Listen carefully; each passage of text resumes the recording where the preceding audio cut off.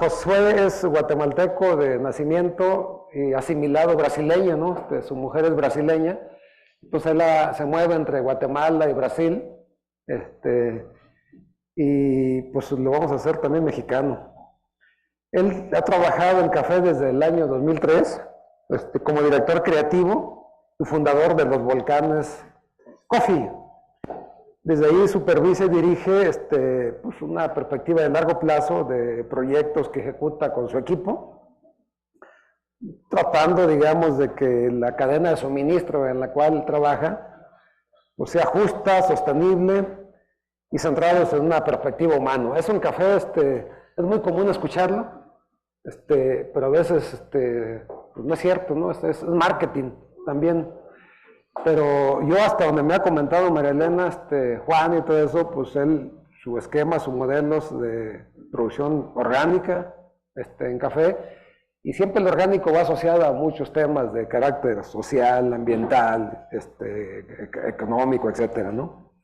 Él durante toda su carrera ha desarrollado, digamos, un protocolo para pues, probar y catar el café de Los Volcanes, para crear, dice él, un sistema de referencia cruzada entre la parte sensorial del café y las decisiones que toman a nivel de campo. O sea, ya un tema de que pues muchas veces la calidad y el sabor del café tiene que ver mucho de cómo se produce. Un café que se produce mal ya no vas a ver bien en que le hagas lo que le hagas, ¿verdad? Bueno, si le echas azúcar ya te vas a ver otra cosa, ¿no? Bueno, este sistema nos ha ayudado a miles de personas a tener una mejor interpretación de la calidad que creen que están produciendo y la que efectivamente llega a la taza. O sea, esto es un tema que nosotros hemos visto que pues, el que menos conoce de la calidad de su café es el productor, ¿no? Y parece ser que ellos han logrado que el productor sepa qué está produciendo, para que en función de eso también sepa qué manejo tiene que darle al café, ¿no? Desde el año 2013 su trabajo ha estado centrado principalmente en la investigación y desarrollo en suelo, en genética y el metabolismo de la planta de café. Su trabajo en Guatemala está concentrado en la finca La Esperanza. El nombre debe tener también que ver con algo, ¿eh? La Esperanza, ¿no? Es una finca certificada de manera orgánica que está ubicada en la antigua Guatemala, desde donde se diseñan los programas y manejo de campo que se implementan a una cadena de suministro de más de 50,000 personas en todo el país. Yo alguna vez escuché en una videoconferencia que tuvimos que eres el principal comprador de café en Guatemala. No. ¿No? No. ¿A qué nivel estás? Tal vez entre los 10 mayores. 10 mayores, bueno, 50,000 personas en todo el país. Es un montón de gente. Sí. Hoy su trabajo de producción y exportación de café se extiende de Guatemala hacia Brasil, El Salvador y Honduras. Siempre produciendo bajo los mismos principios y buscando crear cafés que sean un reflejo del lugar donde se vienen los cafés y las personas que lo producen. Entonces, tiene interés en México, por alguna razón, también nos vas a platicar, supongo, por qué te quieres extender hacia México. Y entonces, aprovechando que quiere venir a México, pues le das que nos hable de qué negras intenciones trae de estar aquí en México. Está bien. No te creas, qué buenas intenciones. Pues gracias, Josué, por haber aceptado estar con nosotros. También viene ella contigo, ¿eh? Sí. Loirén Orozco. ¿Quién? Loirén Orozco. ¿Loirén? ¿Loirén? Loire. Loire Orozco es del área técnica, ¿verdad? Ella dirige todas las fincas. Bueno, bueno. Ella es la que hace la chamba, pues. Bienvenido seas, gracias por estar aquí con nosotros. Y Josué, pues el auditorio es tuyo, ¿no? Gracias. Se está transmitiendo en línea esto, entonces, pues adelante. ¿Sí me escuchan bien? Ok. Pues muchísimas gracias por la invitación. Es un gusto estar aquí. Es la primera vez que estoy en México en muchos años. La presentación que traigo, no sabía exactamente cuál era la audiencia y cómo preparar la presentación. La presentación que tengo es bastante gráfica en el sentido de dónde está el día de hoy mi carrera y la empresa. Y el único inconveniente para algunos va a ser que está en inglés, porque así la tenía preparada ya, pero yo les voy a ir contando. De lo que van a ver acá, yo no quiero que se confundan en el sentido de que no siempre fue así. Cuando yo comencé en café, hace 20 años ya, noviembre van a ser 20 años, eh, era una idea, yo estaba en la universidad terminando mi primer semestre, cuando tomé una posición que tenía mi facultad para ir a unas comunidades bastante alejadas de la ciudad de Guatemala. Yo no sé qué tanto conocen de la historia de Guatemala, pero Guatemala terminó su conflicto armado, su guerra civil, en 1996, y para el año 2003 todavía había muchas comunidades en conflicto, sobre todo las áreas fronterizas con México, como Huehuetenango, al norte de Guatemala. A la comunidad a la que yo fui, como el trabajo era ser traductor de una misión de Naciones Unidas para resolución de conflictos. Y era una comunidad dividida todavía entre exguerrilla, ex paramilitares y personas regresando, siendo repatriadas de México en ese momento. Entonces era una situación bien compleja, una situación social muy difícil, y la comunidad tenía dos intereses: político y producir café. Entonces, ya estando allá, me dediqué a aprender a producir café.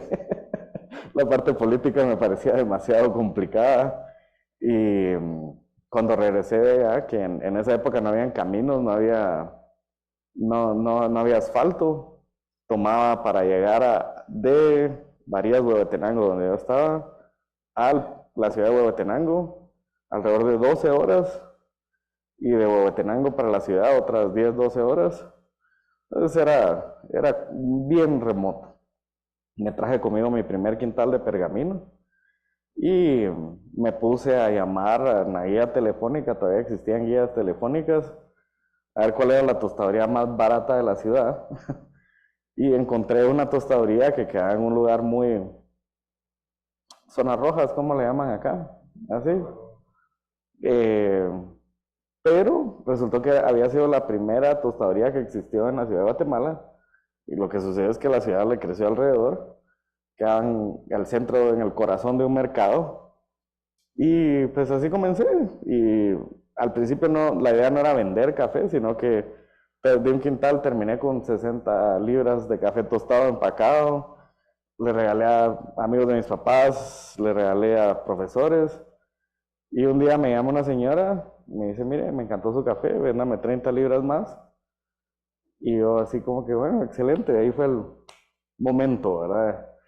Y lo que comenzó como un asunto de puramente comercial, del 2003 hacia el 2010, eventualmente terminé fundando la que en su momento llegó a ser la mayor tostadoría de café para servicio a restaurantes y hoteles en Guatemala.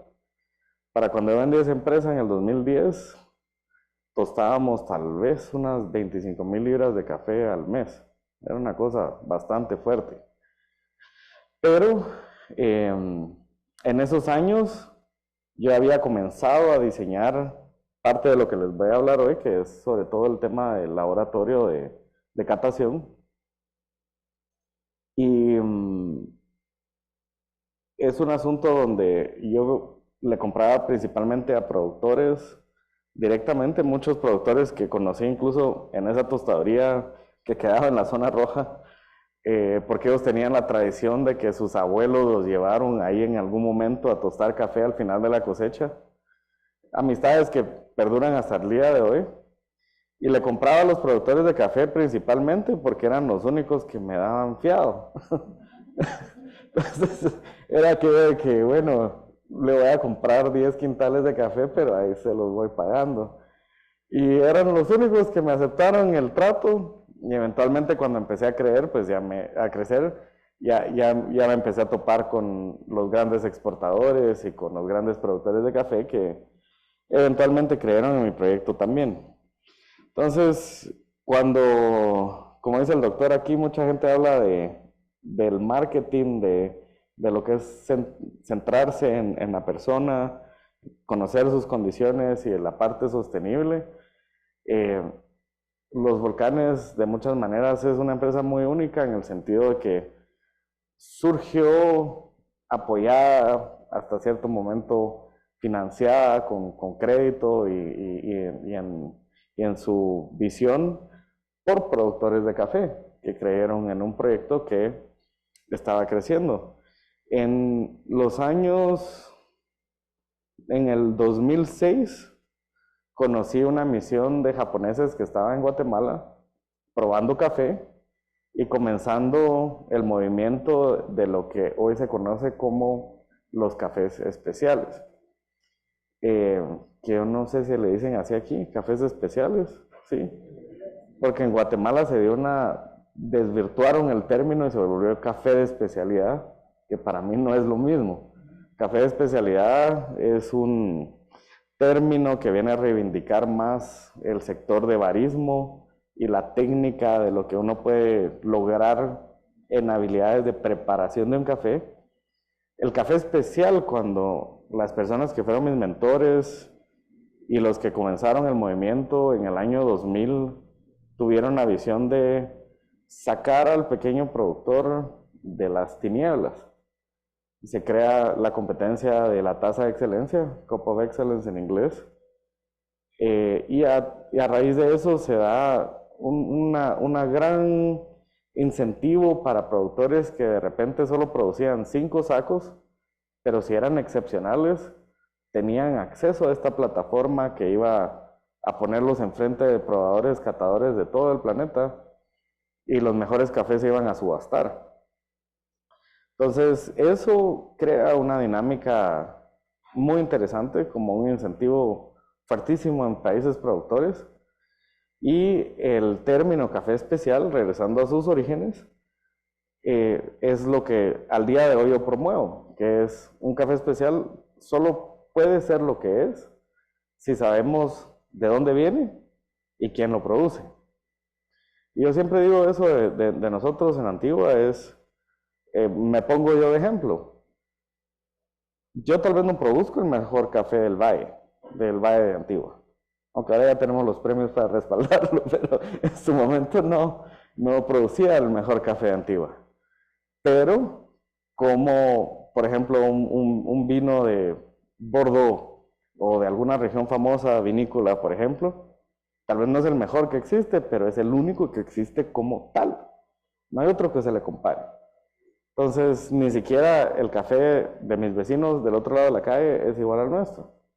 Y el café tiene esa bondad de que tiene la capacidad de expresar el lugar de donde viene y el conocimiento, el manejo, las técnicas, hasta la personalidad del dueño, digo yo, en relación a cómo ese café se expresa.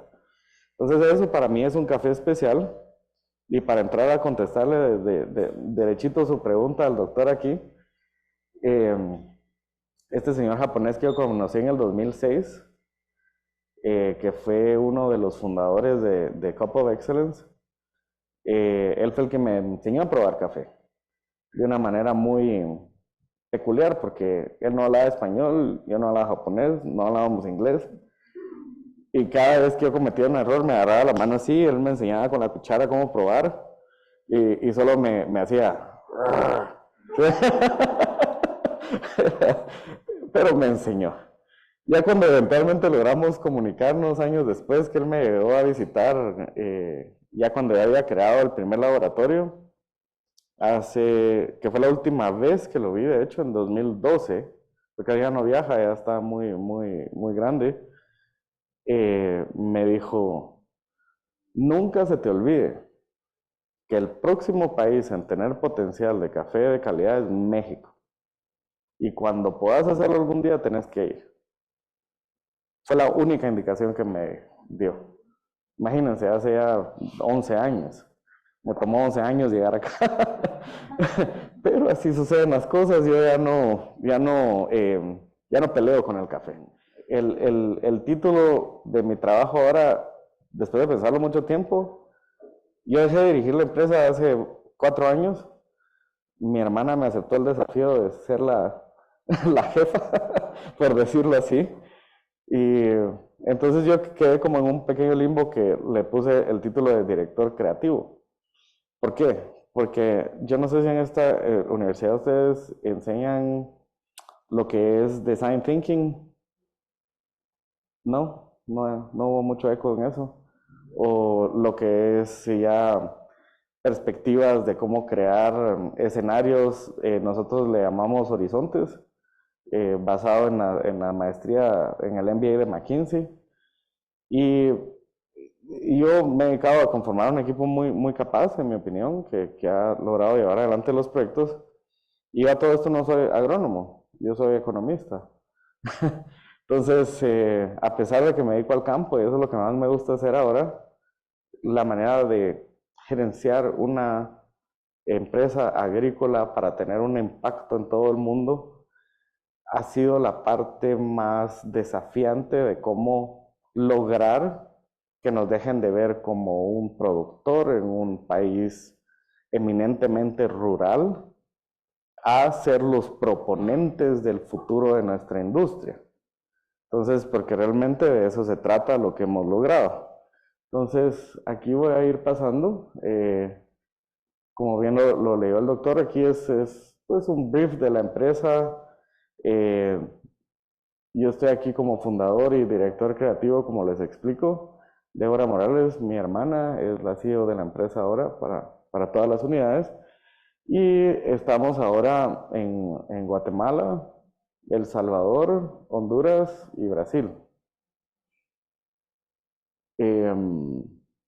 Mucho de lo que nosotros decimos y hacemos y parte de lo que van a ver en esta presentación también está validado por todas estas certificaciones que son instituciones ajenas a nosotros que nos vienen a auditar cada año con auditorías bastante fuertes. Loirén está al frente de muchas de ellas. Yo creo que le casque una tercera parte de tu año a las certificaciones. Es terminando una, comenzando con otra. En el tema de orgánico, que tenemos el capítulo de Estados Unidos y el europeo, es todo lo que nosotros producimos como empresa es de producción orgánica. Y después voy a llegar a eso, por qué, cómo llegamos a eso. Todo lo que compramos es convencional, porque lamentablemente productores orgánicos ya no hay muchos. El Rainforest Alliance es un tema que se fusionó con otra certificación que se llamaba UTS antes. Entonces ahora la parte de Rainforest garantiza que nosotros utilizamos alrededor del 30% del área productiva de cafetales como bosque, y también ya se meten al tema de cómo nosotros tratamos a nuestros empleados. Entonces, en el sentido de no solo cómo les pagamos, sino cómo los tratamos. Entonces, es un tema bastante interesante también. 4C aquí es la que tal vez tiene menos nombre, pero es la que tiene más detalle a la hora de auditarnos, en el sentido de cómo nosotros operamos nuestra relación contractual con nuestros proveedores. Entonces, esto ya es cómo le pagamos a un productor, cómo nosotros respaldamos nuestra cadena de suministro. Entonces, es un tema bastante fuerte también. Y esta que se llama Westro, que está aquí al final, realmente mi hermana ha estado al frente de hacer posible que esta certificación exista, sobre todo en Brasil, porque es una certificación que viene para suplir específicamente a la cadena de Walmart en Estados Unidos. Entonces, en Walmart nosotros tal vez somos su proveedor número 1 en este momento en Estados Unidos, y ha sido un tema de verificación muy específico, y nos hemos centrado mucho en que el café que compran es el café que embarcamos. Entonces, porque también eso se da en nuestra industria. Entonces, la muestra que mandamos es representativa de un silo específico de café, que es el que se va a procesar y se va a meter en un contenedor. Entonces, realmente entre todas estamos bastante respaldados en muchas de las vías que toma el negocio. Porque el negocio es muy romántico en la parte de encontrar el café, el potencial y hacerlo al lado de un productor, pero la parte no romántica y súper compleja es toda la logística que existe detrás. Y es donde muchas personas se pierden y muchas personas no están listas a la hora de salir, sobre todo a un mercado internacional, porque no saben ni cobrar el café. O sea, así de sencillo. Yo he recibido facturas que no dicen ni cómo pagarlas, ¿me entienden? Entonces es una parte que es bastante compleja para alguien que quiere salir desde un lugar muy rural al mundo desarrollado a presentar su café, que es parte de lo que nosotros hemos venido a cubrir, por decirlo así, ese vacío que existe ahí. Esto es donde vivimos en Antigua. El pueblo de Antigua está aquí. Este es el volcán de agua. Este es el volcán de fuego, el que siempre se ve que está activo y explotando en Guatemala. Es este de aquí. Está a 30 kilómetros de mi casa. En las noches tiemblan las ventanas y las puertas y normal. Es Guatemala. Y este es el volcán de Acatenango, que sospechamos que tenga algún tipo de actividad, espero que no, nunca. Bueno, y esto es la unidad más importante de lo que hacemos. Este es beneficio de Café La Esperanza. Que el beneficio le dicen aquí, ¿no? Sí. Es la unidad de la empresa donde pues consolidamos la producción de café. Otro punto importante que les mencionaba para quien se une en internet aún, es que yo no vengo de una familia productora de café. O sea, esto no es un asunto de familia, sino que se fue dando por inercia. La Esperanza, este lugar que ven ahí, tiene la mayor capacidad instalada para procesar café en la región central de Guatemala.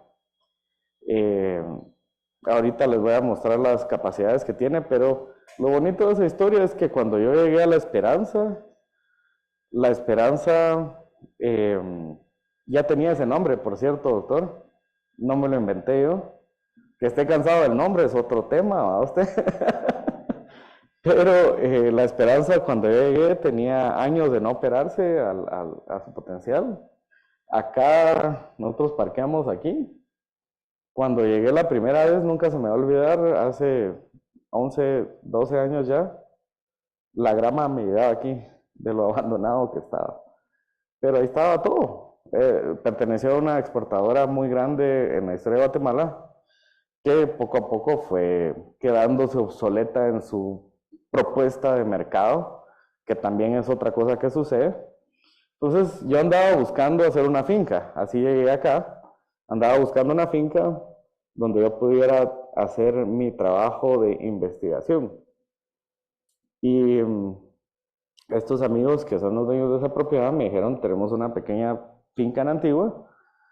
Si te llama la atención, hablemos. Yo no sabía que existía esto aquí atrás.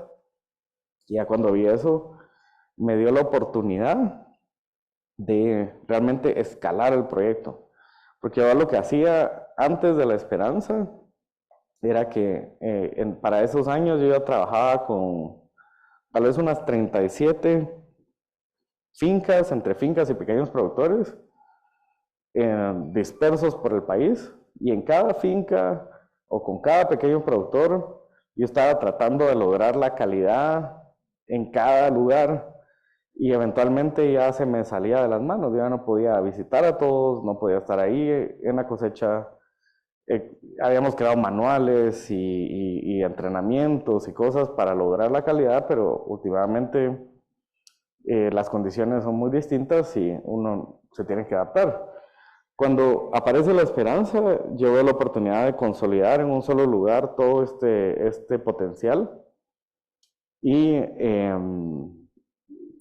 fue así que empezamos a crecer. Cuando yo tomo La Esperanza y La Esperanza aparece de nuevo en el mapa, ahí vino uno de esos golpes de suerte que uno también necesita cuando está emprendiendo. no sé si le voy a llamar golpe de suerte o no, pero en Guatemala en los años 2014-15 hubo una institución que fue parte Naciones Unidas, parte Sector Justicia de Guatemala, que se dedicó a perseguir sistemas de corrupción y lavado de dinero. Y aquí en el Valle existían muchas exportadoras y nuestro sector justicia vino a cerrarlas porque tenían 10, 12 años de estar evadiendo impuestos y de lavar dinero, porque el café se pagaba en efectivo. Entonces, en el 2015, cuando eso sucede, de repente aparezco yo con una empresa nueva, con la infraestructura esta que ven acá, y éramos los únicos en el Valle Central con realmente la capacidad de recibir todo el café que tenía que fluir fuera de las montañas. Entonces, así fue como la esperanza tuvo su momento nuevo de llegar en ese año 2017, creo que volvimos a llegar a su máximo histórico que había tenido. La esperanza tiene poco más de 100 años de existir. Entonces, para quien lo conoce, sabe lo que es. Era ya de por sí un hombre muy importante en la industria y en la región, y que la esperanza apareciera nuevamente liderando, fue algo que inclinó mucho la balanza para el éxito del proyecto. Entonces, la esperanza adentro, para que ustedes vean un poco cómo es esta área aquí, que es nuestra área de fermentación. Es lo que nos da nuestra gran ventaja en capacidad de captar café cada noche durante cosecha. Están los camiones, que son estos, que acarreamos alrededor de 12 a 15 toneladas por camión. Cuando estamos ya en ritmo de cosecha en enero, aquí manejan quintales, comunidad, ¿no? Sí. Estaremos en unos 8,000 diarios, tal vez. Es una locura. Es algo bastante intenso en el sentido de que el café viene de todas estas estaciones que tengo aquí enumeradas, en las cuales cubrimos de donde está la Esperanza en Antigua, un radio de 150 kilómetros alrededor nuestro, y cada una de estas es una estación donde hay una oficina, operarios nuestros, con un camión o dos, a veces 4, en algunas que son muy fuertes, para ir trasladando ese café en la noche hacia Antigua Guatemala. En la noche, porque en el día no pueden transitar camiones de este peso por nuestras carreteras. Y ahí es donde viene también la parte muy, muy específica de lo que hicimos a partir del 2015, que fue, primero, eliminar todo el sistema de pagos en efectivo a cualquier productor. Y eventualmente eso, ya cuando mi hermana se integró al equipo, pasamos casi 2 años negociando con los bancos en Guatemala para que con una carta de nuestra empresa, un productor que produce tal vez 10 quintales en un año, puede ir con una carta al banco y con una carta nuestra le van a abrir una cuenta bancaria. Y eso suena sencillo, pero fue una batalla importantísima, porque tener una cuenta bancaria significa volverse fiscalmente visible.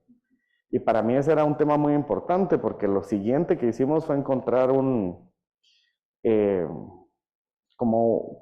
una de esas leyes interpretables en nuestro sistema fiscal, en el cual a mí me permitía pagar impuestos en nombre de mi proveedor, que se llama una factura especial en Guatemala. Entonces, en el momento que eso sucede, nosotros nos volvimos y somos aún la única empresa de nuestro tamaño que tiene capacidad de demostrar fiscalmente al momento de recepción de un quintal de café con recibo que se van a pagar impuestos y se le está pagando en 48 horas a la persona que está entregando. Entonces, eso fue importantísimo porque cambió todas las reglas del juego. Y quien no lo esté haciendo así es simple y sencillamente porque no lo quiere hacer. Porque es la manera más sencilla y más completa de demostrar un aspecto de trazabilidad de una cadena de suministro que está atada a nosotros no solo por la compra de café, sino que tenemos una trazabilidad financiera, fiscal, que es muy poco común verlo en nuestra industria en cualquier país productor. Entonces, ese asunto, yo les diría, si yo me retiro el día de hoy, tal vez es de lo que más estaría orgulloso. Porque sí fue un asunto de cambiar toda la estructura financiera de pagos para una industria entera en mi país. Entonces, eso es muy importante, entender cómo toda esta infraestructura y las capacidades que tenemos se amarran a la manera en la que interactuamos con las personas que nos entregan café. Incluso con el tema de cooperativas, eso es un asunto muy mío y muy personal. Yo me rehúso a sacar un cheque, a sacar un depósito a nombre de una cooperativa, porque son muy injustas y son muy corruptas también. Entonces, nosotros le pagamos al individuo. Él puede ser miembro de su cooperativa, pero si no está en la lista de cómo nosotros vamos a ejecutar esto, no se le va a pagar. Entonces, ese también ha sido un pulso difícil de ganar, sobre todo porque llegué a un límite en el sentido del volumen que podía hacer con las pocas fincas ya que quedan de un tamaño razonable, sin necesitar al pequeño productor. Y bueno, eso lo vamos a ver también más adelante de cómo lo hicimos. Esta es Finca La Esperanza, entonces una cosa es el beneficio, otra cosa es la finca, que es lo que nos rodea acá. Finca La Esperanza fue la primera finca que yo sembré en el año 2012 y ha sido la finca que más ha sufrido en nuestro programa. Porque Finca La Esperanza es donde hemos desarrollado sobre todo nuestro sistema de producción, que es el sistema que va a liderar como recomendación a todo el resto de nuestra cadena de suministro. Pero yo hago sufrir mi propia finca antes de recomendarle nada a nadie. Y a la gente que quiera aprenderlo, los llevamos acá y este es nuestra aula, es La Esperanza. Entonces, este año que viene vamos a resembrar La Esperanza, que es un asunto que yo nunca, no era parte del plan, pero ahorita estamos al frente de un proyecto muy, muy bonito y después de un periodo de casi 2 años, fuimos seleccionados como la finca ganadora de esa ponencia en el mundo para albergar todas las nuevas variedades F1 de World Coffee Research. Entonces vienen 12 variedades de World Coffee Research, tenemos un proyecto con Nestlé y tenemos las del Instituto Embrapa de Brasil, que nosotros somos los primeros en estarlas adaptando a América Central, y tenemos 2 variedades que yo he estado personalmente desarrollando en los últimos 10 años. Entonces, La Esperanza, y con las otras capacidades que les voy a mostrar en un momento, estará de aquí a 1 año al frente de todo desarrollo genético de la industria, para el continente por lo menos, que es una gran responsabilidad. Entonces, La Esperanza está nuevamente evolucionando como finca y está nuevamente volviendo a ocupar su cometido ya ahora en una nueva etapa. Porque cuando hicimos La Esperanza, no estábamos en ese nivel de sofisticación, pero sí era un lugar donde de repente llevábamos a productores a un taller de cómo manejar una receta, cómo manejar sombra, cómo adaptarse a una variedad, temas de ese tipo. Antes de la pandemia llegaban buses de gente todas las semanas del año a recibir un curso de algo a La Esperanza. Entonces, sí se volvió un tema bastante importante. Y el tema de la producción orgánica surge en La Esperanza también, no como una decisión consciente de que yo quisiera ser orgánico, pero originalmente la finca tenía 4 cuadrantes con distintos programas nutricionales en cada cuadrante. Y nosotros en el enero de 2017 tuvimos la primera helada que hubo en Antigua en 30 años. Del volcán de agua bajó un frente frío que básicamente nos quema toda la finca. Y lo que se recomienda, y todo lo que recomienda un agrónomo, un técnico de campo para café, era recepar la finca. Y yo me rehúso a hacer eso por muchos motivos. Nos podemos hablar después del tiempo que tengo.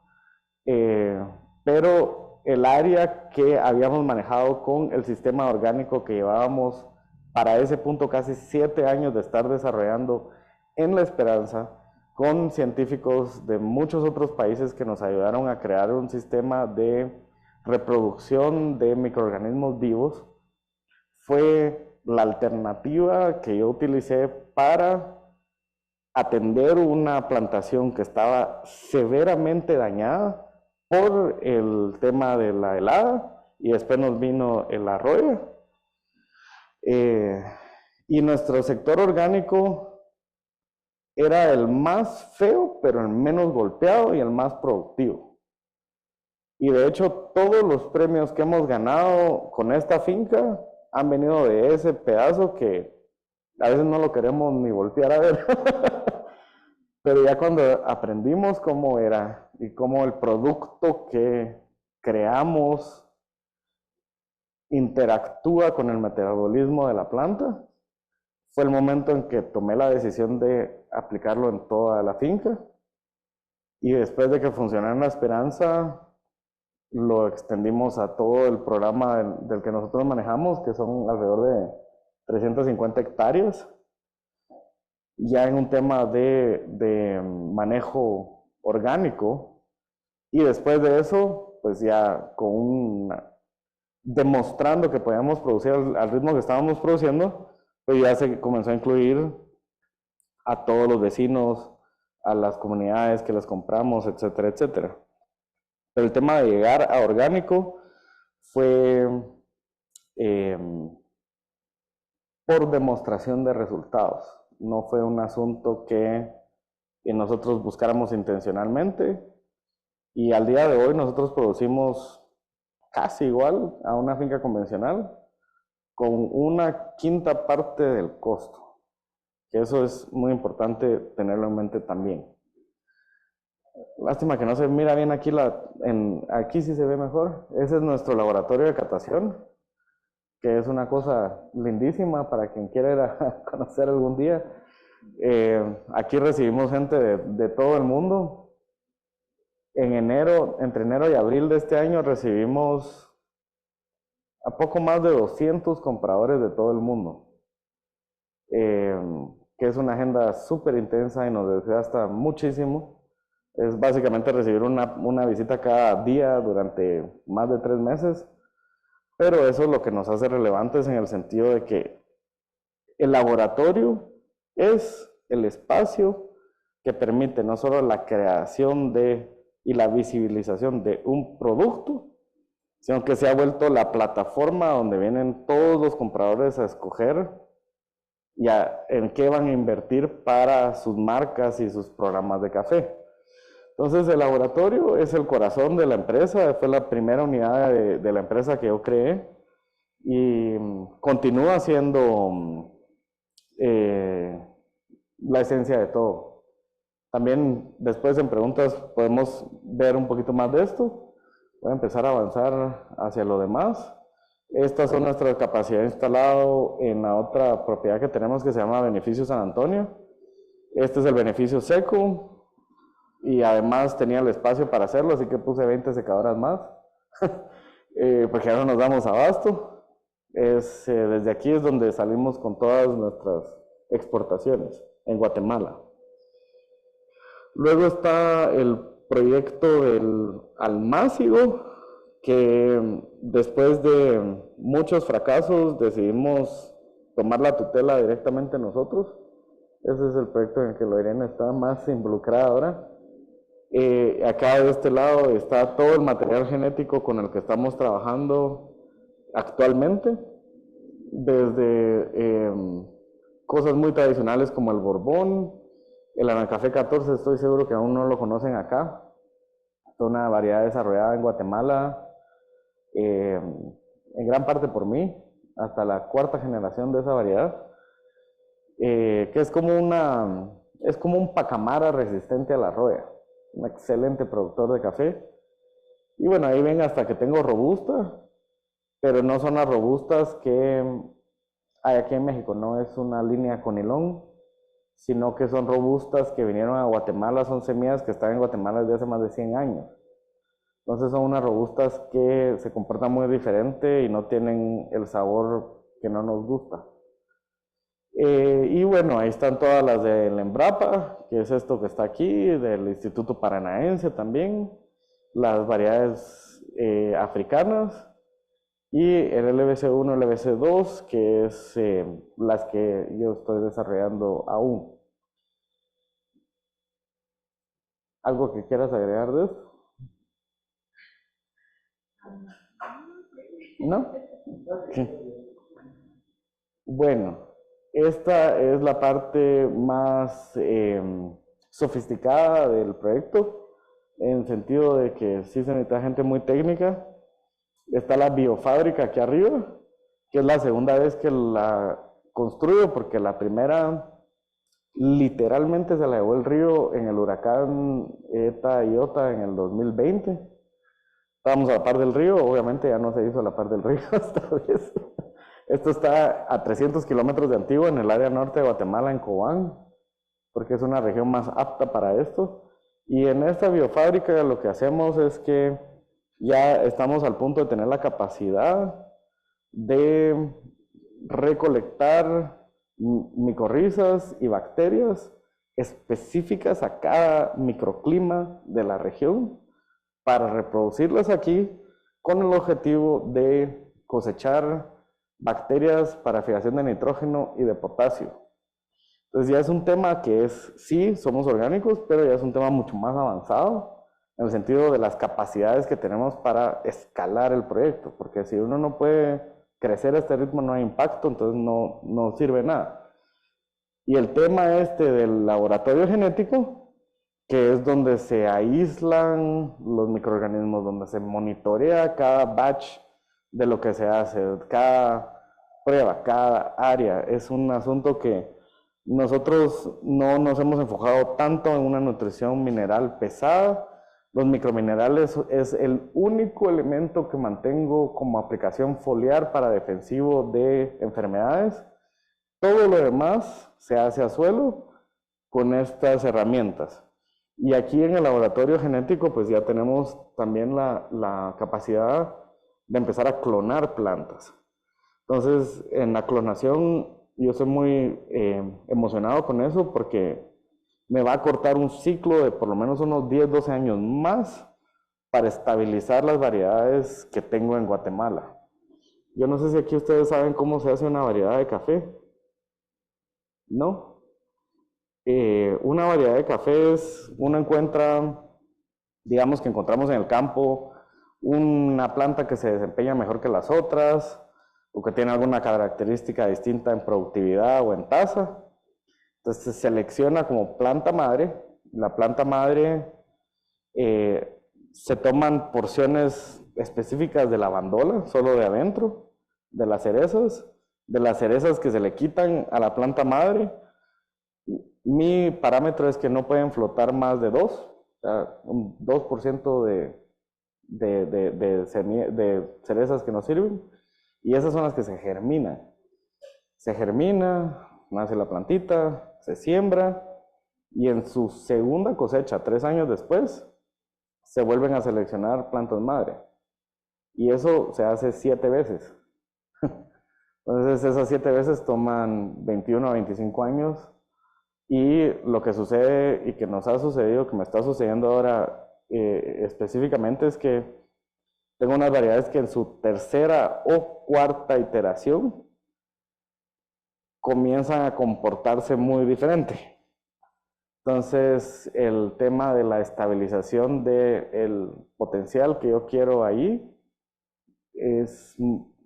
hay que orientarlo con trabajo muy específico. Entonces, así es como se hace una variedad. Y esta parte de aquí va a ser esencial para que nuevamente yo pueda sacar material genético para nuestra cadena de suministro que sea más apta para nuestras condiciones actuales sin demorarme tanto tiempo. Y para mientras, obviamente, vamos a seguir nuestro trabajo investigativo con todo lo demás. Eso sí también. Otro de los problemas que se encuentra mucho en Guatemala, en parte de la importancia del espacio, es de que muchas fincas tienen variedades que dicen que es una variedad y cuando realmente la examinamos no es esa, es tener la trazabilidad completa. Nosotros desde la germinación, gracias, hasta que se lleva al campo, de que las variedades que nosotros estamos produciendo y que estamos entregando a nivel nacional sea realmente la que estamos diciendo que es. Entonces eso también es muy importante en el momento incluso de nutrición de cada planta, tiene requerimientos distintos. Entonces todo esto se va a reflejar en la productividad de cada finca. Yo tengo un caso de un fracaso terrible que tuvimos en una variedad que se desarrolló en el año, fue parte de la generación H. Las H tuvieron muchos nombres distintos en países productores, pero específicamente en Guatemala hubo uno que se le llamó Sarchimor, me imagino que aquí existe también.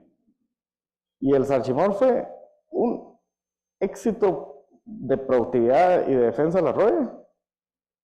Linda la planta, pero producía una semilla de este tamaño que todo pulpero por el que pasaba lo desarmaba. Y el otro tema es que ya cuando llegaba la taza sabía chile pimiento. Entonces ningún productor en su sano juicio quería comprar ese café. Entonces, y se desplegaron más de 2 millones de plantas en una región específica, de la cual de esa región ya casi ni se habla en Guatemala, imagínense. Entonces, el tema de ese fracaso, yo fui el único del equipo original que permanecí involucrado y que yo era el único catador, además de. Entonces, sí, corregir eso ha tomado una generación de por medio y ha tomado mucha inversión en entender, las plantas ya no las podía arrancar, es una inversión enorme. Entonces ha tomado años entender cómo procesar esa variedad para que no tenga esas características en taza. Y eso es algo de lo que puedo hacer una esperanza, pero no se puede hacer en ningún otro lugar. Entonces la esperanza nuevamente recae en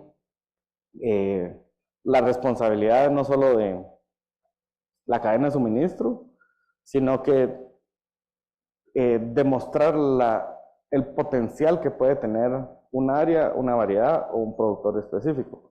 Entonces, es bastante minucioso el asunto.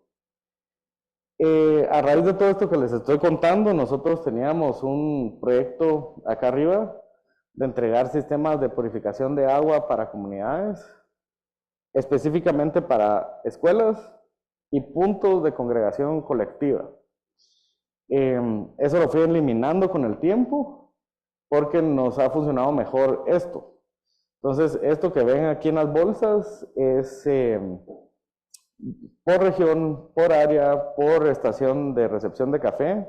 Tenemos el listado de la gente que nos entrega y nosotros les mandamos de vuelta estas bolsas donde van el instructivo, los microminerales separados, pesados en el laboratorio. Se les llega la capacitación de cómo mezclarlo para que tengan los defensivos por lo menos para 2 aplicaciones en el año, para temas de roya y microminerales, y es una garantía para mí de que están tratando la planta con alguna cosa. Y también, bueno, el café va a venir en un punto donde yo puedo exigirle más en el proceso para lograr mejores tazas. Entonces, los productores están felices con el proyecto porque entre los años que han aprendido con nosotros a manejar sus parcelas y ahora con los productos, Hay gente que ha pasado de producir los 3, 4 quintales, que es el promedio nacional por hectárea, a producir 25. Entonces ahí ya hace sentido todo. Entonces, así es como nosotros hacemos nuestro mayor esfuerzo de atender al productor de esta manera. Al productor no se le cobra por esto. Al contrario, es un requisito que llega a los talleres para continuar siendo parte de los volcanes en su globalidad. Y la mayoría de productores también que ya van más avanzados están obligados a ir a catar conmigo por lo menos una vez en el año para entender, para probar su café por primera vez en la mayoría de esta gente.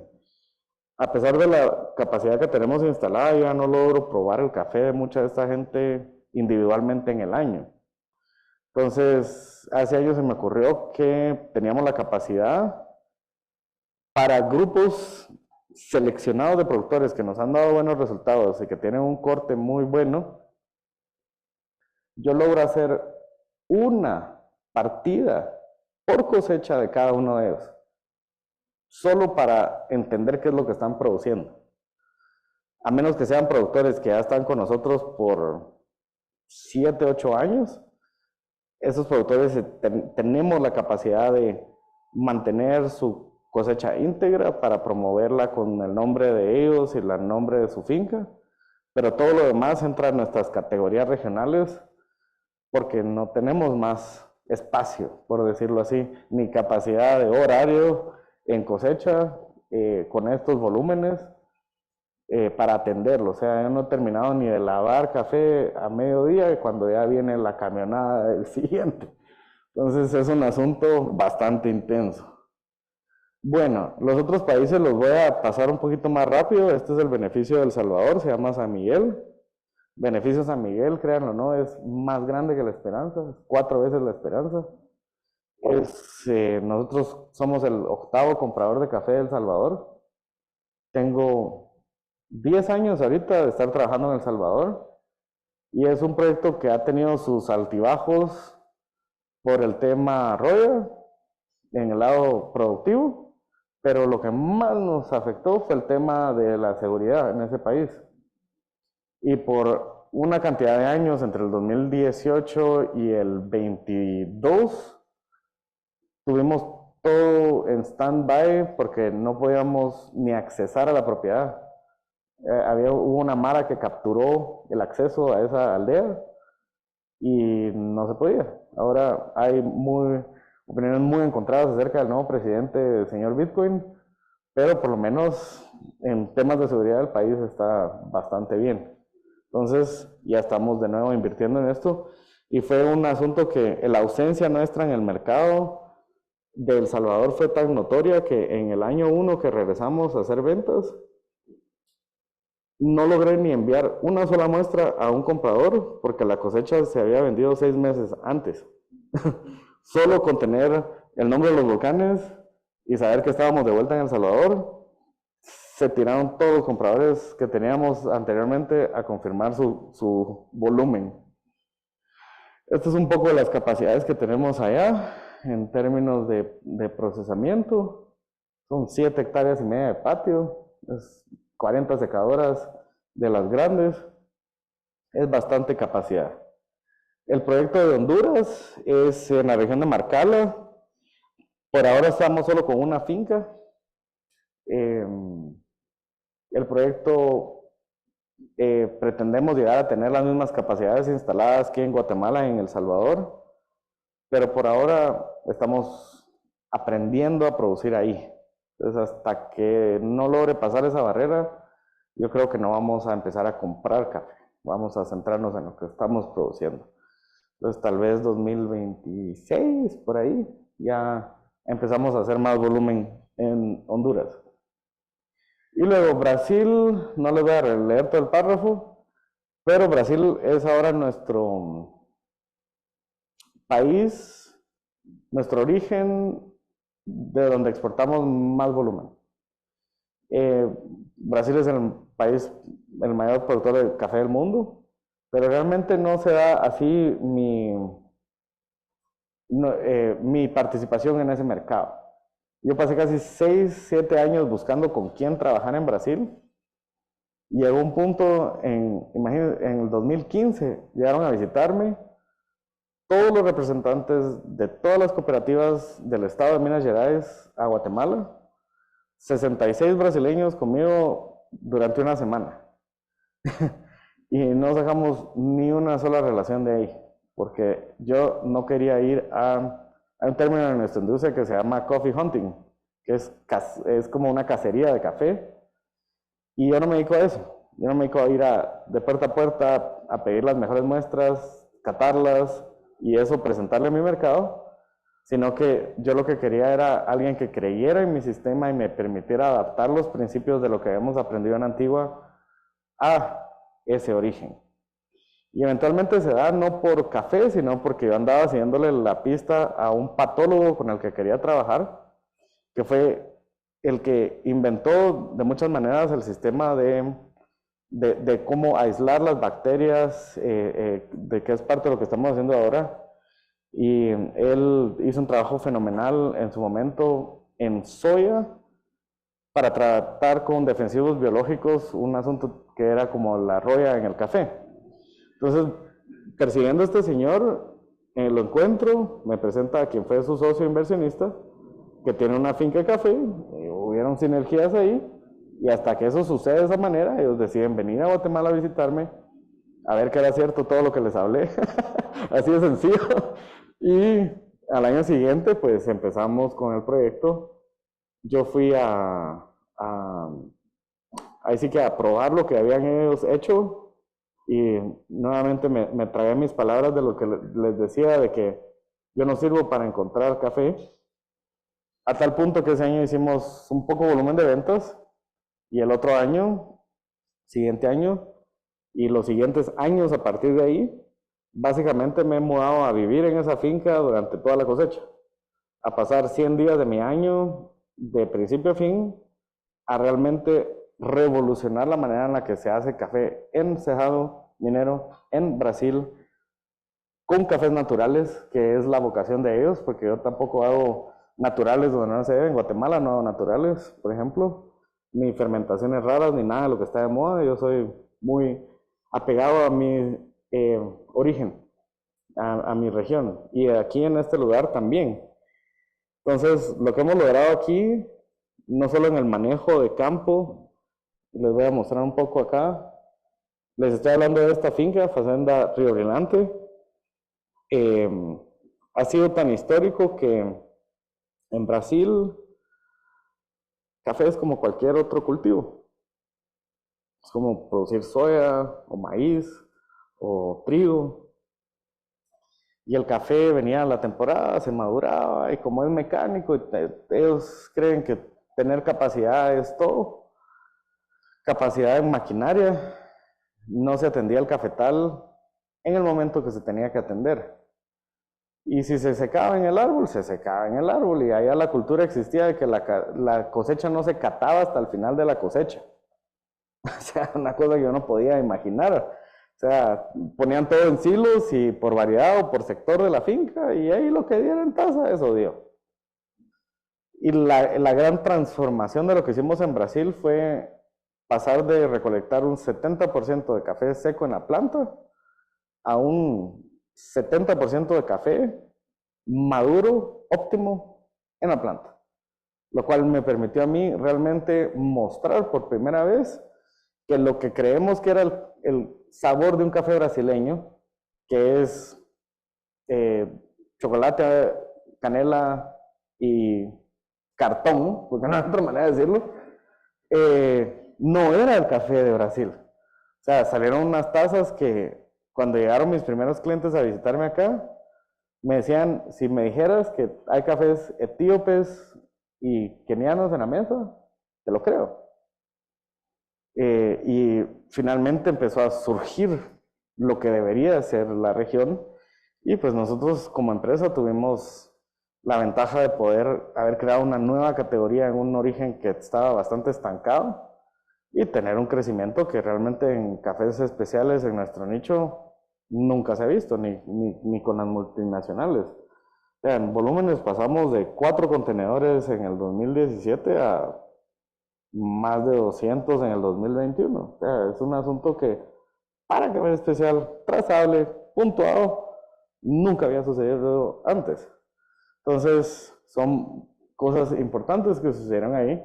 Y antes de ir a caer acá a este lugar, empecé en Fazenda Pilar, fue la primera finca con la que trabajé en Brasil, antes de la historia del patólogo, porque es la finca que está más al sur en el planeta Tierra. Está abajo del trópico de los trópicos. Y era una región que se decía imposible para trabajar café de especialidad, café especial, perdón, y sobre todo por la altura.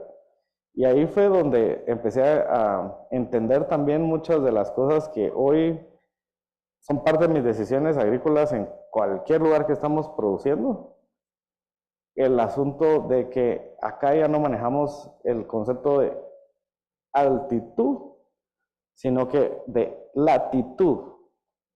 Y en aspectos de latitud hay una compensación que existe por cada grado que uno se separa del Ecuador en términos de cómo la planta y el café se van a comportar. Entonces, en una finca donde tengo 600 metros de altura, nos pareció fantástico encontrar cafés más densos que nuestros cafés de las regiones más altas de Guatemala y con tasas comparables. Entonces, en Fazenda Pilar fue nuestro primer intento. El dueño de Fazenda Pilar me dijo el año que llegué que si no lograba producir una tasa de 85 puntos, el otro año iba a sembrar soya donde estaba el café. Así de desesperados estaban ya. Produjimos el primer café de 88 puntos que se había visto en Paraná en años, a tal punto que ese café fue el café que ganó el premio regional y fue el café que se escogió para la competencia de Tueste de Brasil también ese año, como algo súper raro. No, nos inventamos un procedimiento de fermentación y lavado específico para las condiciones de Fazenda Pilar, porque en Pilar yo tengo 0 grados en las noches durante cosecha y llueve toda la cosecha. Es un área muy compleja en ese sentido.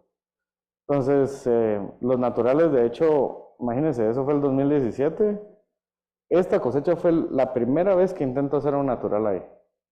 Solo porque las condiciones de cosecha fueron un poquito más tardías y ya no estábamos amenazados por lluvia. Y el otro asunto es la radiación solar, que uno dice, no, esos cafés no tienen sombra, están expuestos al sol todo el día.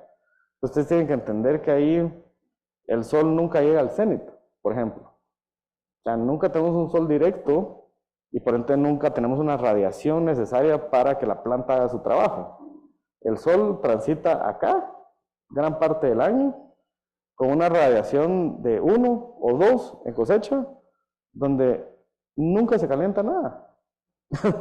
Entonces, secar café, madurar café, todo lo que implica ya la parte metabólica de la planta, hasta que uno no está ahí, no entiende esas partes. Y haber entendido eso también yo creo que ha impactado mucho en cómo hemos cambiado nuestra perspectiva de hasta el manejo de sombra en Guatemala y en América Central, por ejemplo. Entonces sí ha sido un asunto bastante completo el haber ido a meternos a otros lugares. Esta es Fazenda Río Brillante de nuevo, para que ustedes, si nunca habían visto esto, vean más o menos cómo es. Todo se cosecha a máquina. Y bueno, y ahí termina. Este año ganamos la tasa de excelencia en Guatemala, que fue también bastante sorpresivo. Primera vez en la vida.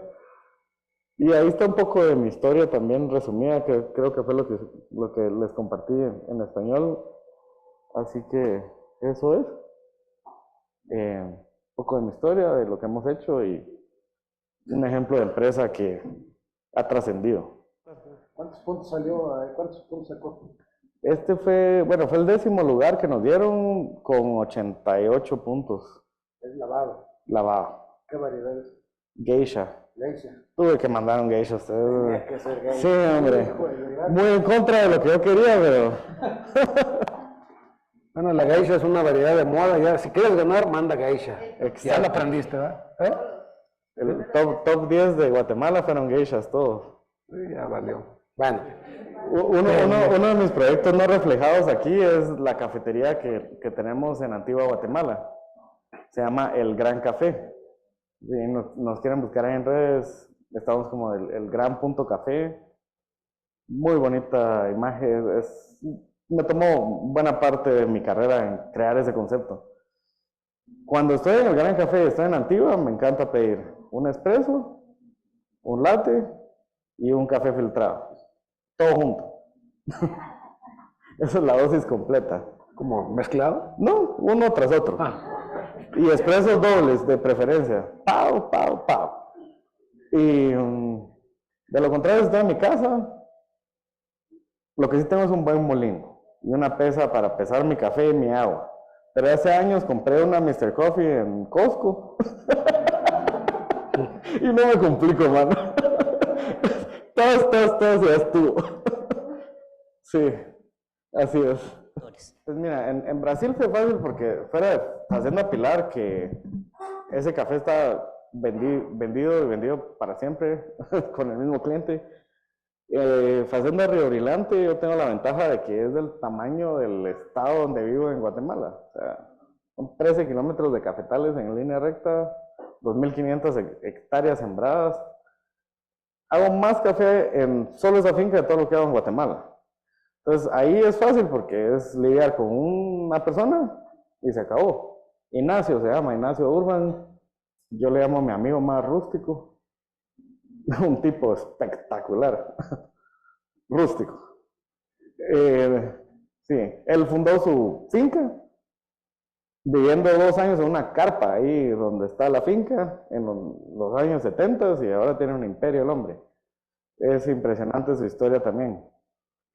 En Honduras y en El Salvador son conglomerados familiares. Entonces no hemos necesitado más volumen para tener que salir de clústeres familiares que son dueños de fincas que nos abastecen. Entonces hay un consejo directivo, de hecho ellos son parte de mi consejo directivo en El Salvador. El Salvador ha sido, uno creería que El Salvador está ahí nomás a 200 kilómetros, pero culturalmente somos muy diferentes. Yo quiero muchísimo a mis salvadoreños, son mucho más fáciles de lidiar que los guatemaltecos. Y llegando al tema de Guatemala, el tema más complejo que yo manejo en Guatemala se llama Fedecovera. Es una federación de cooperativas. Históricamente, desde que comenzamos nuestra relación, yo les he comprado todo su café. Son 22 cooperativas, 28,000 familias. Y ha sido una cadena de suministro muy, muy compleja culturalmente, porque yo les he pedido hacer cosas que ellos no están acostumbrados a hacer, como centralizar su producción de café maduro en áreas específicas. Y también porque nos ha golpeado muchísimo el clima con los huracanes en los últimos años. Entonces, cada área es su propio mundo. O sea, yo te digo que en el aspecto de pequeño productor y cooperativa, se ha requerido mucho de mí y de mi equipo de ir hacia ellos a enseñarles cómo utilizar sus propias capacidades. A ellos, esta gente les iba hasta yo personalmente a calibrar sus pulperos. Y cuesta, porque el tema de las decisiones colectivas y un liderazgo fuerte hace que haya muchas opiniones e interpretaciones de lo que yo les digo. Y es una batalla continua. Y yo te diría que hay años que esos grupos han demostrado que pueden producir cafés de 86 puntos. Así como hay años que el café es tan malo que tenemos que venderlo en el mercado local como segunda categoría. Entonces, sí, ese es, mi apoyo lo tienen, pero alrededor de sus liderazgos y de sus elecciones, de sus juntas directivas y todo eso, esa es la parte más compleja, que entre ellos solitos no se ponen de acuerdo. La parte técnica y certificadora de estas empresas es muy buena, en mi opinión. Creo que el programa Nespresso y Café Practices históricamente han sido muy relevantes. Yo no participo de esas cadenas porque no es mi mercado y porque con las multinacionales yo tengo ahí un poco de opiniones encontradas. Y muy encontradas, no, simple y sencillamente no me gusta venderles café porque no comparten la visión de lo que hacemos exactamente. Nuestro mercado es en un 95% son tostadores alrededor del mundo, directo, y trabajo con muy pocos importadores también. Respeto sus programas, pero solo no hacemos parte. Bueno, uno fue el fracaso que les mencionaba, es que cuando se están desarrollando las plantas, y sobre todo mucho de lo que he visto en Brasil, inclusive, que ellos tienen un desarrollo de genética increíble. Hay campos experimentales enormes donde prueban iteraciones de cada cosa y cada año están sacando algo nuevo. Desafortunadamente no se acompaña con el potencial de tasa. No hay catadores involucrados. Todo el desarrollo se hace para productividad y resistencia, volumen. Y sobre todo en un país donde la calidad significa que produje 35 sacos exportables por hectárea. ¿Cómo sabía ese café? No importa. Es un poco de lo que usted mencionaba, porque de ahí venían los parámetros de las empresas como Illy, por ejemplo, y la gente que empezó con esas certificaciones era lograr esas productividades, invertir para que hubiera más volumen. Pero nadie en ningún momento se ponía a probar esos cafés y decir, esta variedad es más apta para esta región, para este suelo, para esto, tal vez no me va a dar 35, 40 sacos por hectárea, pero me va a dar un café cuyo valor es mayor a ese volumen. Entonces, para darle un poco de contexto de mis decisiones de por qué tomar el almacén en nuestras manos, pues esa fue una de las grandes. Y el tema de hacer el almacén nosotros no es tanto por eso, sino que porque el material genético que yo tengo en mis manos ahora es primera vez que se está llevando a mi país. Entonces, eso no se lo voy a confiar yo a nadie más. Así de sencillo. Entonces, si íbamos a fracasar, si se nos iba a morir la mitad de las plantas, que no ha sucedido, si iba a pasar algo así, quería que me pasara a mí, ¿verdad? Entonces, por eso es que estamos con eso. Y también nuestro almácigo principal tenía en el 2020 5 millones de plantas y lo perdimos todo con el huracán también. Entonces el almácigo pasó una semana bajo de agua, se nos murió todo. Entonces una inversión enorme, difícil de recuperar, que también yo no quería volver a pasar por un episodio así. Entonces moverlo a la antigua significaba que el desarrollo de la planta es más lento porque es una región muy seca y más alta, pero era una garantía de que ahí estamos y estamos monitoreándolo. Entonces eso fue realmente gran parte de. Y aquí en México, pues yo tengo mucha armonía, mucha ilusión de conocer Veracruz, no conozco. Sé que por todo lo que he leído y entendido, tiene las condiciones para cafés excepcionales. Pero fuera de eso, quisiera explorar realmente todo lo que pueda. En este viaje voy a conocer Veracruz y Puebla. Y ya después veremos si logro ir a Oaxaca, por ejemplo. A mí no me limita el tema de altura o que tenga que cumplir algún requisito específico, las condiciones del café. Para mí es más encontrar gente que esté dispuesta a hacer un cambio y por ahí va la cosa. Porque si no hay voluntad, no importa, ¿verdad? Bueno, hay dos asuntos. Uno es lo que el productor cree que produce y lo que entrega. Usted habla con cualquier productor de café del mundo y le va a decir, mire, yo produzco el mejor café del mundo. Es así de sencillo, o sea, no hay debate al respecto. Pero eso, enfrentarse a la realidad de que ese café pueda realmente tener un valor de mercado en el mercado es otra cosa. Entonces esa es la función del laboratorio. Ahora, la parte trazable de lo que hacemos a la hora de embarcar, mire, sería una presentación tan larga como esta para explicarle cómo lo hacemos, pero sí somos bien minuciosos. O sea, sí es un tema de que en Brasil es más fácil porque tenemos tanta tecnología. O sea, en esa bodega usted va con el montacargas, ya nada se pone en sacos, ya nadie carga sacos para comenzar. Todo es en bolsas o en silos. Y los montacargas ni siquiera se activan si no tienen el código de barras correcto enfrente de ellos para leer esa bolsa de 1 tonelada, por ejemplo. Y de la misma manera los hilos no se activan a menos que haya una serie de procedimientos donde queda un log digital de qué se hizo. Ahora, en Guatemala es tan complicado. Mira, yo mis bodegas hasta las pongo bajo llave para separar cada cosa, ¿me entiende? O sea, mi región Antigua no la saco de nuestras bodegas de Antigua hasta que se va a exportar todo.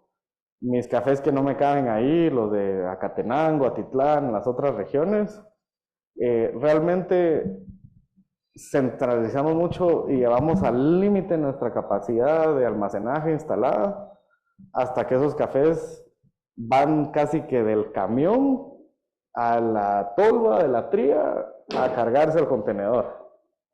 Entonces es un tema casi que de un circuito cerrado donde el café no va a ir a estar ahí 3 meses. Esos 3 meses yo prefiero que permanezcan en Antigua en su bodega designada para eso. Obviamente hay que confiar con la gente. Entonces si no hay confianza, ¿para qué hacer nada? Entonces cafés que vienen externos, así le decimos, a La Esperanza solo recibe café en cereza. Y luego lo que son pergaminos ajenos, así los llamamos, pasan todo, es el proceso de laboratorio a camiones, que todos los camiones son propios también. Toda esa logística es bastante pesada. Y en Guatemala, yo aquí no he hablado con María cómo será acá, también el tema de seguridad. Entonces, porque cada vez que movemos un camión tiene que ir con custodio, con patrulla, con moto atrás. O sea, nuestros costos en Guatemala, el café de Guatemala es muy caro, no tanto por el costo de producción o mano de obra, sino que por todo lo que le tenemos que encaramar de costos de cosas ajenas. Pero sí, no hay una respuesta fácil a las preguntas, es solo controles, ¿verdad? Establecer los controles necesarios. No, yo evito todo lo que sea público, burocrático. En Guatemala existe la Asociación Nacional del Café, que es Sanacafé. Hacen un buen trabajo, honestamente. Su visión de lo que debería ser el café de Guatemala no la comparto. La manera en la que está integrada su junta directiva es muy colonialista. Entonces eso tampoco lo comparto. Es un asunto de que yo soy muy tradicionalista y muy apegado a las tradiciones de cómo proceso mi café, pero no a favor de perpetuar como una industria de 200 años no se ha innovado. Entonces, si voy ahí, llego a maltratar a la gente, entonces ya no voy. No me quiero pelear con nadie. Entonces, realmente no voy. Y por lo mismo, de esa lección, en El Salvador es un país tan pequeño, producimos tan poco café que la Asociación de Exportadores de Café somos 5 amigos que nos juntamos así. Y hablamos de cualquier cosa menos de café. Y da risa, pero sí es así. Honduras es su propio mundo, o sea, Honduras es otro rollo, que tampoco no hay fondos de café, o sea, no, en el Triángulo Norte de Centroamérica no hay, habían fondos de café, en el momento que se quisieran usar ya la corrupción de años se la había comido, ya no existía eso. Y en Brasil existe mucho desarrollo, mucha inversión en investigación de desarrollo, pero ahí sí hay vehículos apropiados. Entonces sí hay centros de investigación, hay universidades, hay una manera de que esos fondos lleguen a ese desarrollo. Y mi manera de interactuar con ellos no ha sido pedir nada más que me dejen aprender. Así de sencillo. Por ejemplo, un café de Antigua tiene, por su región, por sus características, necesariamente un café de Antigua tiene que tener un tipo de acidez muy marcante y bastante explosiva. Y con ella, pues, los sabores que pueda desarrollar. O sea, eso tiene que ser muy obvio en el paladar. Si yo me voy a El Salvador a tratar de encontrar eso, por ejemplo, no existe, porque no tienen las alturas que nosotros tenemos, pero tienen una manera de expresar su dulzura y la manera en la que uno lo percibe en el paladar que es muy distinta. Entonces la puntuación se interpreta a partir de esa característica que nuevamente es un reflejo del lugar donde viene. Tener un natural de Brasil a la par de un lavado guatemalteco, por ejemplo, son dos mundos diferentes. En el natural brasileño yo voy a estar predominantemente buscando que esté limpia la taza, o sea, que no tenga nada que me afecte a mi paladar, pero no le quiero probar acidez desbordante como en la Antigua, sino que quiero probar sabores más desarrollados a partir del sistema de secarlo en la cereza y no de haberlo lavado. Entonces, en uno estoy buscando sabores frutales complejos y en el otro estoy buscando una acidez que sea muy, muy obvia y simple. Si les gusta el vino, esa es una buena manera de compararlo. No va a comparar un vino chileno de Sauvignon Blanc, que se va a comportar muy mineral, muy ácido, con la misma variedad en, no sé, algún valle en el este de Europa. Entonces, puede ser la misma variedad, la misma proceso, pero son muy diferentes. Pues mire, sí, la idea de estar aquí es comenzar a hacer algo. Yo diría que yo me tendría la fe, tendría la capacidad de, si hay medianamente la voluntad y la capacidad de hacerlo, estar en capacidad de exportación de aquí a un año. Eh, pero veremos, no sé. Acabo de aterrizar ayer, no sabía. No le espantes, no le espantes. Juan, La geisha es un caso interesante porque está el productor que puede aguantar el costo de tener una de esas plantas pues geisha. y el que no, porque es una planta fea, no produce, se tarda años en producir el perfil. ¿Sabes? Tener la tierra parada 5 o 6 años, pues, para eventualmente llegar a tener un premio así. Entonces yo no creo que vaya tanto por ahí la cosa, porque no hay productores en el mundo que pueden aguantar financieramente eso, pero no es la realidad, la gran realidad. Y ahorita hay un montón de modas y tendencias que están surgiendo en países productores que tienen que ver con la fermentación de café, con el asunto de agregarle levaduras, por ejemplo. Y yo creo que eso eventualmente va a pasar. O sea, eso no está aquí para quedarse. Nosotros, nuestro crecimiento, y ahorita acabo de ver uno de esos mis clientes hace como una semana, ha venido gente que hace 20 años, cuando empezamos todos, pues me compraban 40 sacos de café. Hoy son empresas que compran 15 contenedores de café. Y hemos tenido pues la entereza en nuestras amistades de crecer al mismo ritmo y así hemos logrado crecer juntos. Yo lo que busco y lo que creo y lo que espero influir en a dónde va la tendencia del mercado es que se acaben esas tendencias en algún momento que están haciendo que el café, que mucha gente pierda mucho dinero produciendo café que el mercado no quiere comprar, que quieren, es emocionante probar esos cafés, pero nadie los quiere comprar, y que eventualmente regresemos a una perspectiva de cómo se refina la manera en la que interpretamos cómo el café de un origen debería de saber.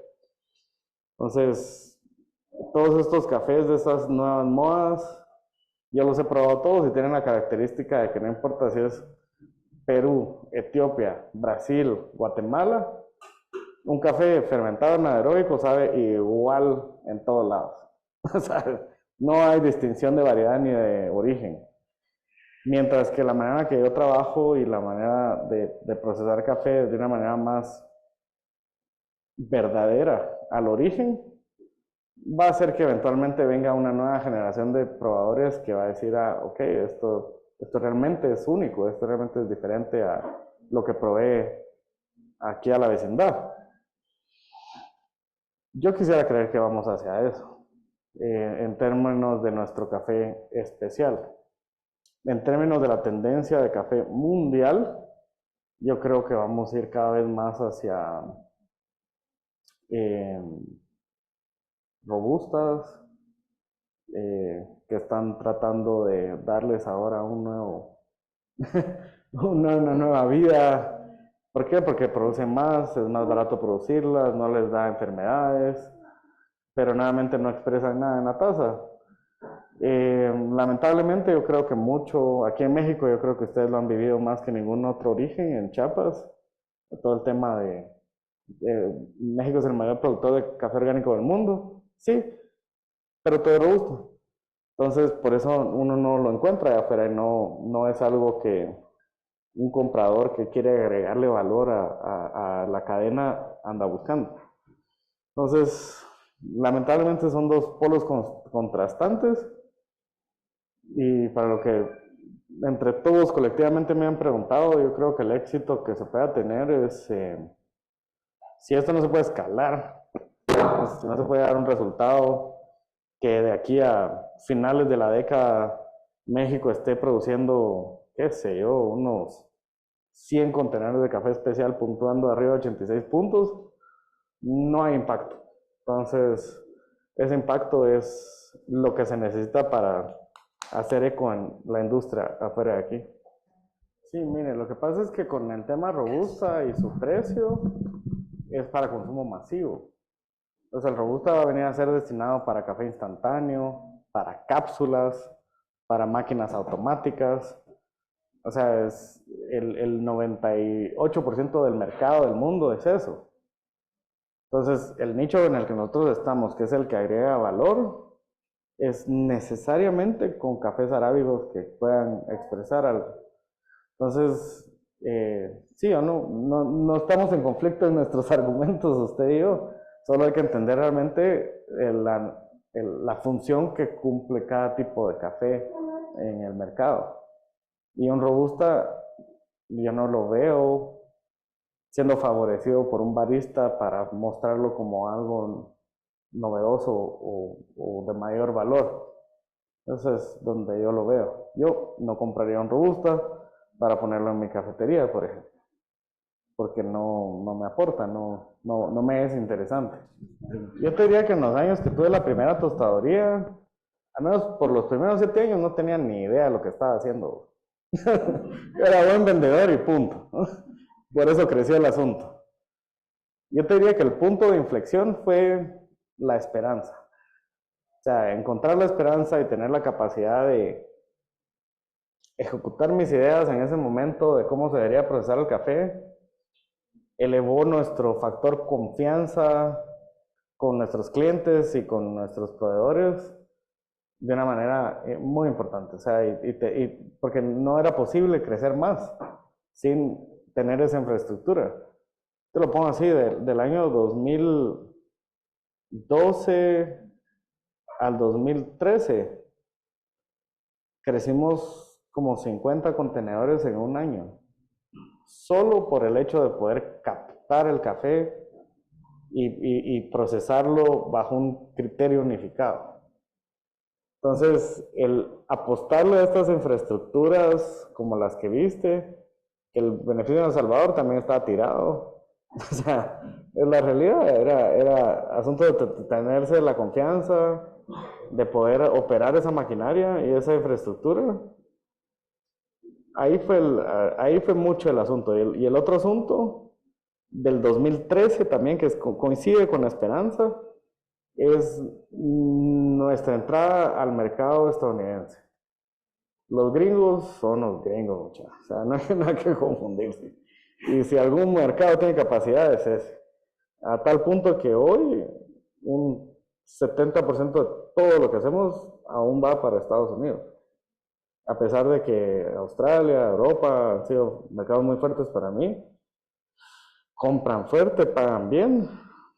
Estados Unidos sigue siendo el foco de todo lo que hacemos comercialmente. Entonces, antes de eso yo no vendía en Estados Unidos, ¿no? Yo estaba con mucho éxito en Asia Pacífico, Taiwán, Hong Kong, Shanghái, hasta Corea. Pero sí, entrar a Estados Unidos fue así un cambio de dimensión. Obvio, eso sí nos tomó años que me compraron un saco de café. Esa es la otra parte. Pero sí, había una tercer componente a tu pregunta, El ¿no? fracaso, el mayor fracaso. El mayor fracaso. No lo conozco. No, tengo muchos de dónde escoger. Eso es bueno también. Mira, te voy a dar dos. Uno más antropológico y uno más personal. Desde una perspectiva antropológica, yo te diría que mi mayor fracaso, que fue importante que me sucediera rápido cuando yo comencé a trabajar en café, fue creer que el incentivo de precio era suficiente para garantizar la cadena de suministro. Entonces, precio no necesariamente es un asunto de lealtad, como lo tengo hoy, por ejemplo.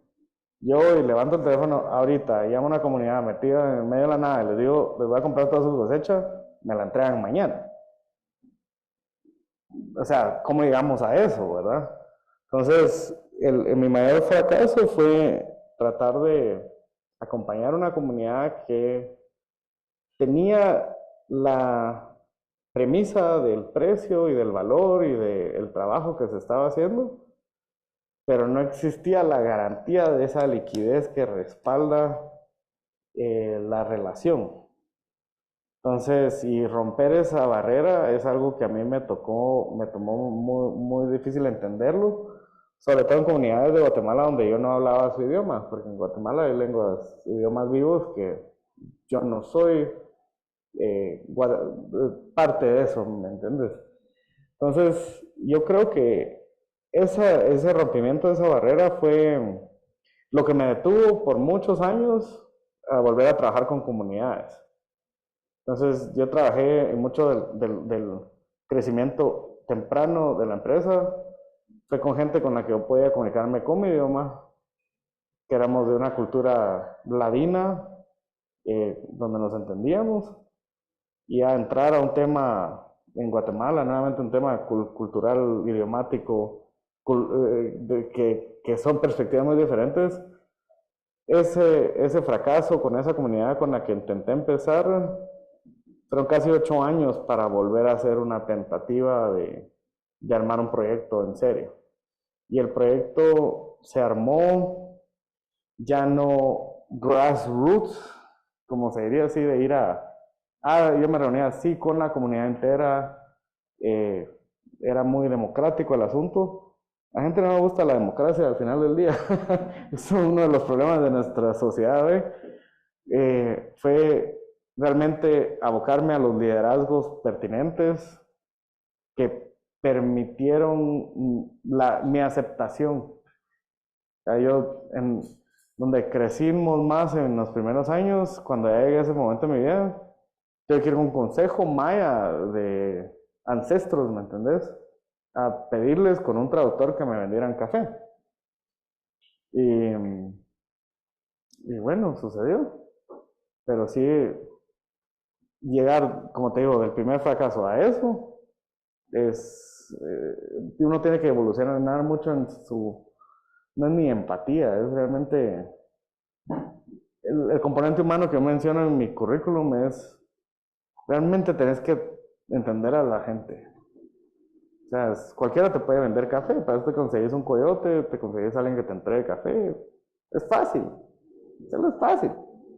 Pero si realmente querés ser consecuente y hacerlo bien, esa es la parte donde muchos se traban.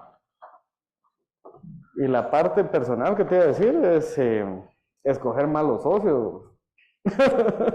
Eso sí, todo el mundo te lo dice, vos no lo crees, pero a la hora de los cuentazos es lo que te tira abajo por un momento. Entonces, eso. Y ahora, de eso de escoger mal a los socios, si a alguien le dices, mira, no cometas, ¿cuáles serían los 3 tips que les darías de seleccionar a los socios después de tus aprendizajes? Escuchen a su mamá. Si tienen madre, ¿verdad? Sí. Escuchen a su mamá. Por si no les fue suficiente, escuchen a su papá también. Y yo diría que ahí me quedo a ustedes. Tu mamá te lo dijo. Y si ya me lo dijo mi mamá, que no se vayan con mi papá, y nunca están de acuerdo en nada, me lo dicen los dos, ahí sí, animado, pues.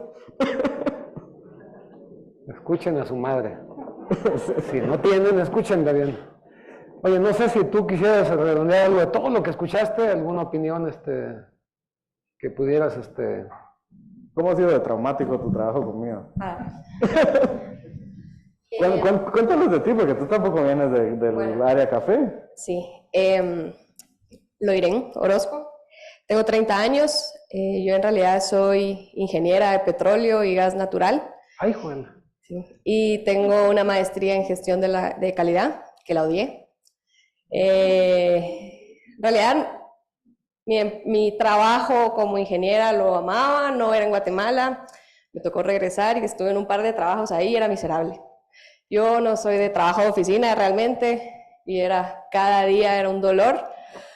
Azares de la vida, la Antigua, yo crecí en la Antigua, y es chiquito.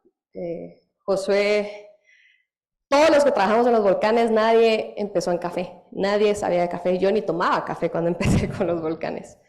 Él estaba buscando como un prospecto de ingeniera como tal de procesos y eso, nos conocimos, nos llevamos bien, me contrató, yo no lo creía. Llegué a trabajar a la siguiente semana y no lo vi por 6 meses porque se fue a Brasil. En ese tiempo había un agrónomo a cargo. Él ya había trabajado en café, entonces ya tenía todo este concepto de café, pero no era orgánico. Entonces él mucho lo hacía, pero lo rebatía, lo debatía, no lo modificaba. Esos 6 meses para mí fueron el cielo. Yo llegaba, al almuerzo me decían, date, no te preocupes. Llegó Josué a los 6 meses, la finca era un desastre. Yo no sabía por qué la finca era un desastre, porque nunca había visto ni una planta de café. Lo despide y me dice, ahora estás a cargo. Y yo, ajá, pero ¿qué hizo mal él? Ahí vas a ir aprendiendo. Entonces, ha sido arrebatado, pero el concepto es entender de que realmente nosotros como empresa, ya cuando llevas años, yo llevo casi 5 años, nosotros hacemos las cosas distintas desde como Josué dice, eso a veces suena bien mentiroso de todas las empresas de los tratamos bien.